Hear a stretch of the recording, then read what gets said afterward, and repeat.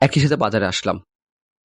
আমি আমার দুশ্চিন্তা, ক্লান্ত সবকিছু মনের ভিতরে রেখে বাজারে সবথেকে সেরা সেটা খুঁজলাম, কি কি নেওয়া যায়, কোথায় নেওয়া যায়, কত বছর খাওয়া যায়।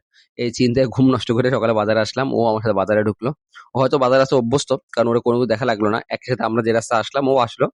আমি আমার বাজারে বাছাই করা জিনিসগুলো খুঁজলাম, খুঁজে এটা নিলাম ওইটা নিলাম, পরে এই টেনশন ওই টেনশন, টাকা হচ্ছিল না, ঠিক আছে, এই টেনশন। কিন্তু ও ঠিকই ওর মতন ওর খাবারগুলো খুঁজলো, পেট ভরে খাবারটা খাচ্ছিল। আমি ওইদিকে মাছ কিনলাম, মুরগি কিনলাম। কত আয়োজন আমার, না কত টেনশন পৃথিবীতে বাঁচার জন্য। ও ওর খাওয়াটা শেষ করলো। শেষ করে আসলে ও আস্তে আস্তে করে আবার নিজের মতন করেই চলে যাচ্ছিল। আর আমিও যাচ্ছিলাম, কিন্তু আমার একটা চিন্তা, ভালোটা কিনলাম কিনা, কয়দিন খাবো, কয়দিন চলবে, এইটা চলবে ওটা।